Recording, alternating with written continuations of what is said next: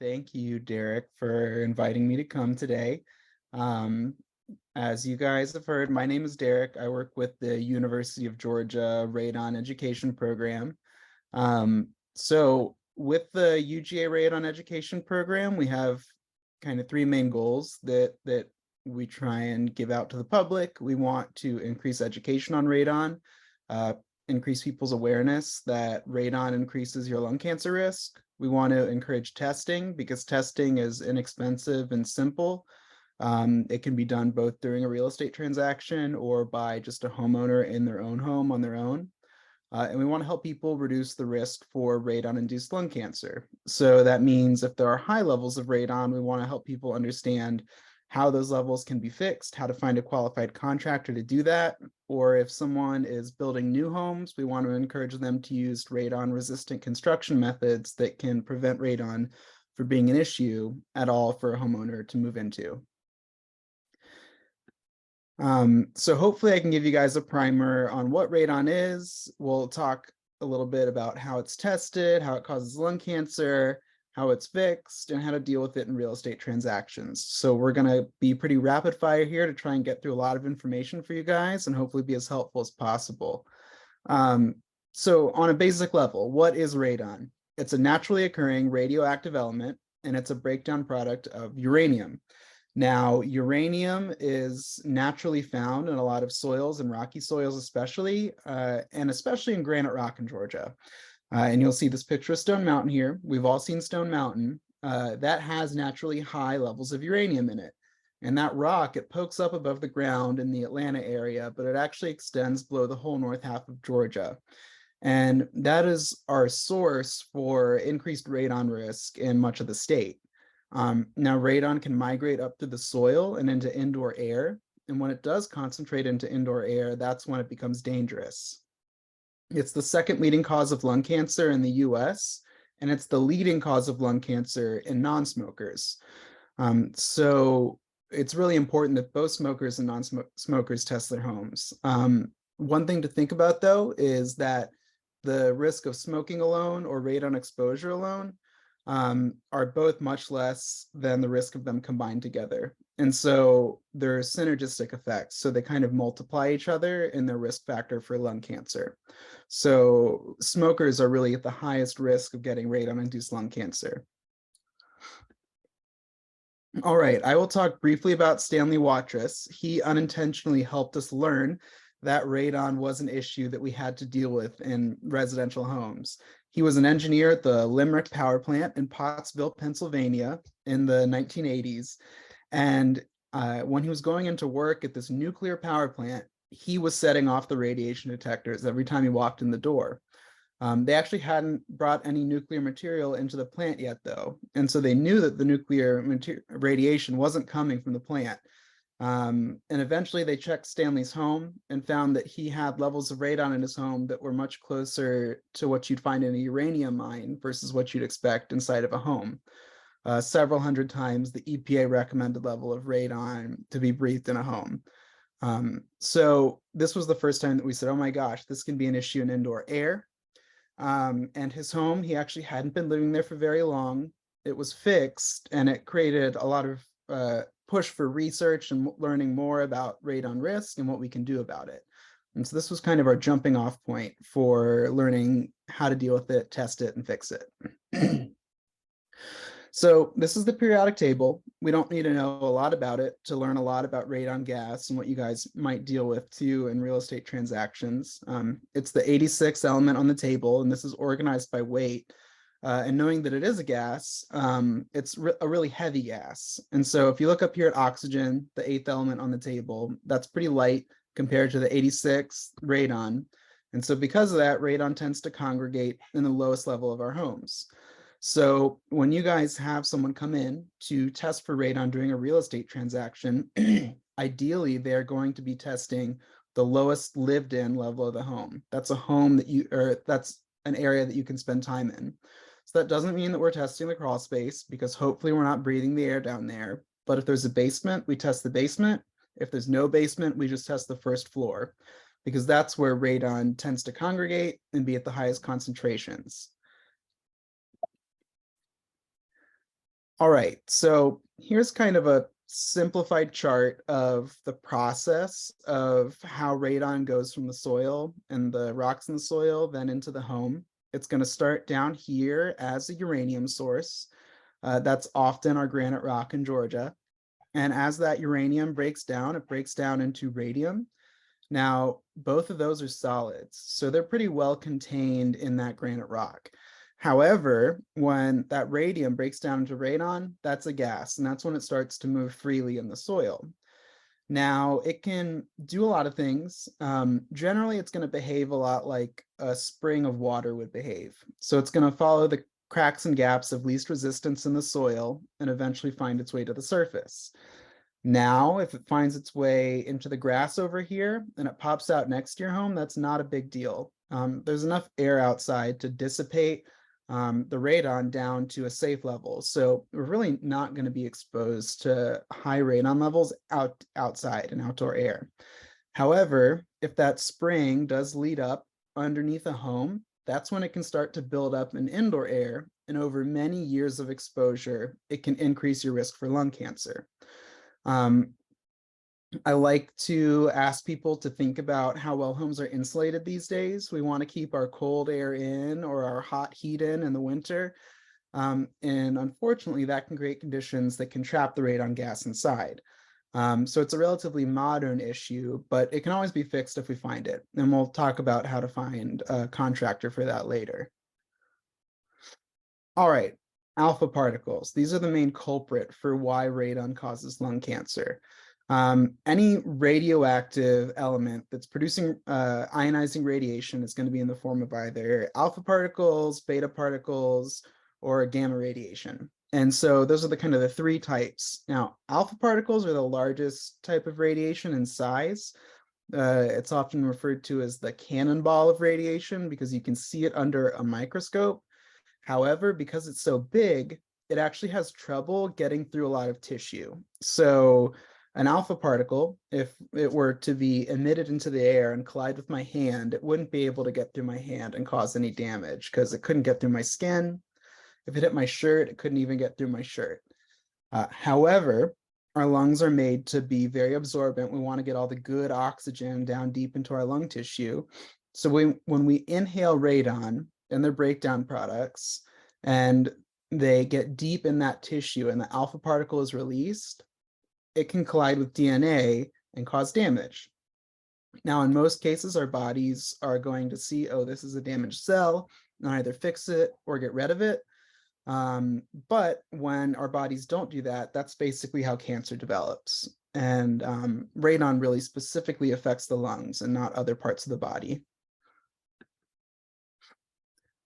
So if you guys have done any Google research on radon in the past, you may have come across one of these two maps. This map on the left is from the Environmental Protection Agency, and it was made in the 2000s, and EPA admits that it's pretty outdated. It does give us zone 1, zone 2, and zone 3 counties for radon risk, basically with the riskiest being in that metro Atlanta area, and then the north half of Georgia being a middle area of risk, and the south half of Georgia being less risky. Unfortunately, a lot of people look at a map like this and they say, oh, I live in the zone 2 area, or I live in the zone 3 area, I don't need a test. And unfortunately, those zone 2 and zone 3 areas are often have high radon levels in some of the homes in those areas. It's just not as many of the homes. And so this can't be a guide for whether or not you test a home, but it can be a guide for how likely it is that a home that's tested will have a high radon level. If you move to our map on the right, you'll see that these are the results from about 90,000 do-it-yourself radon test kits that have been done in Georgia in the past 30 years. You'll see radon risk isn't quite as concentrated in the metro Atlanta area as the map on the left says, but it's more spread out. The national average is about 1 in 15 homes tests high for radon, which is about almost 7%. And so most parts of the US, the average is in this light yellow. And you'll see in the north half of Georgia, we're almost universally darker than that. We have a higher risk for having elevated levels of radon in a home. And so it's really important, especially in this area that we're testing, because we can deal with this issue. And a real estate transaction is a really good opportunity to test because you can do it up front and deal with it before a family moves in. All right, and so there are many factors that affect how radon can get into a home. It can come from radon in your groundwater. That is really unique to homes that are on private wells. Often if the well is drilled down into granite rock and it is drawing on water down there, that can be also pulling radon contaminated water into the home that's used, and that's released into the air. We see that less in the city when there are fewer private wells, but we do see it in homes that have private wells. You can have gaps in construction joints that are going to allow the radon to get in, or gaps around your service pipes. You can have gaps in your suspended floors in the home, or cracks in the walls that are in contact with dirt. Your sump pump can often allow radon gas coming up through the soil to come up into the home. So there are a lot of ways that it gets in. I mostly say this to say that you cannot look at a home and its construction and know whether or not it's going to have a radon issue.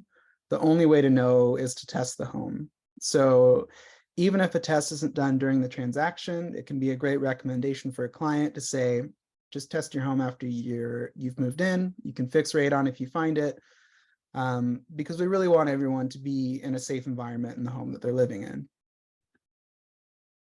All right, so this is not a trick question, I promise. You don't have to answer me out loud. You can just think about it or raise your hand. But do you have a smoke detector in your home? Yeah, we all have smoke detectors in our home. And just think for a moment, why do we have a smoke detector in our home? Probably because we want to know if there's a fire so that we can get out of the home and keep ourselves safe. It's a requirement in most homes to have a smoke detector.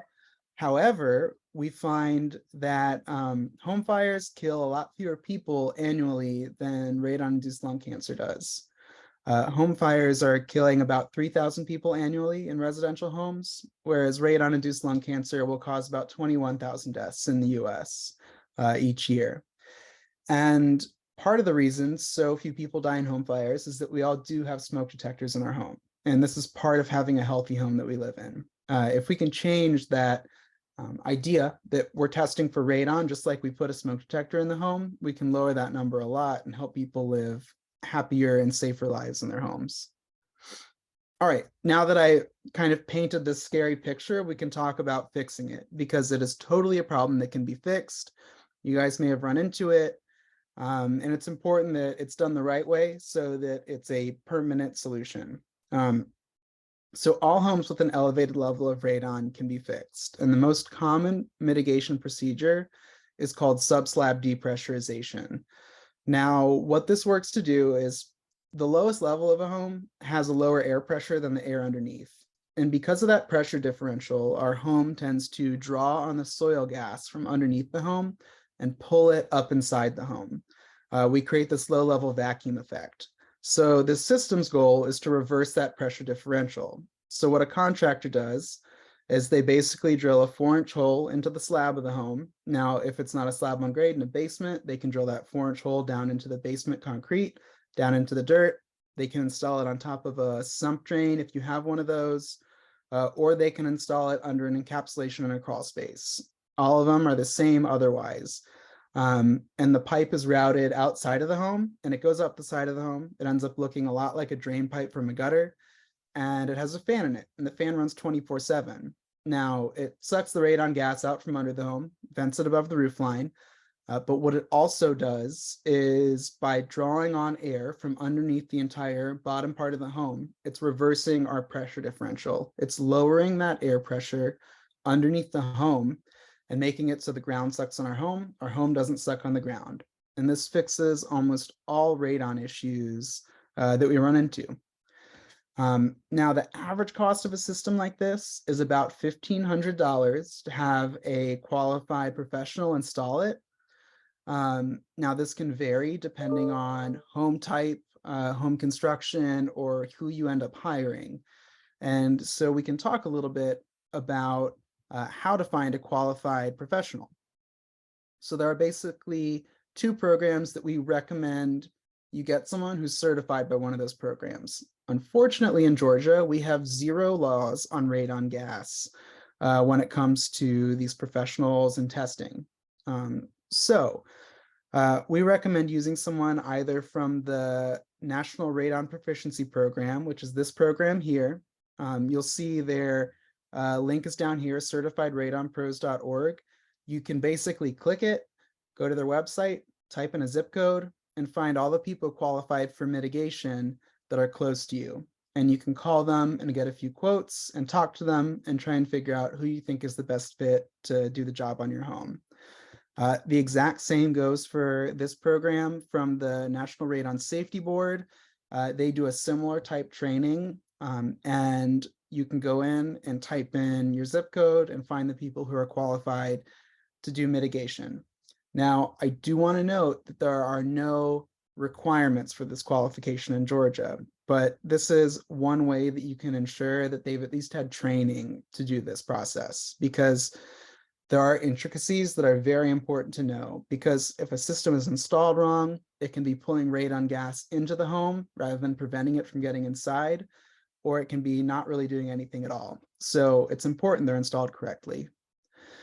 And finally, I want to briefly talk about testing devices that you guys might see when you're hiring a contractor to do a test on your home. Those programs that we talked about, they also certify radon testers, so you can use those resources to find qualified folks to test your real estate listings for radon gas. You have a couple options for what devices they're going to use. This is kind of all of them put together in one slide. You can have the charcoal bags and canisters. You can have alpha track detectors. You can have these ion chambers down here on the bottom right, or you can have a continuous radon monitor, which is an electronic device here on the bottom left. They all have advantages and disadvantages, but I would say most people are leaning towards these days using people with continuous radon monitors, and it's for a few reasons. With these activated charcoal devices, they are often really ideal for homeowners testing their own homes. They have to sit for a minimum of 2 days, or depending on the device, some are a minimum of 3 days, and a maximum of 7 days. Now, this is kind of a long period when we're talking a due diligence period, because then they have to be mailed to a laboratory who will then analyze the device and send back results. And that can be an issue for due diligence.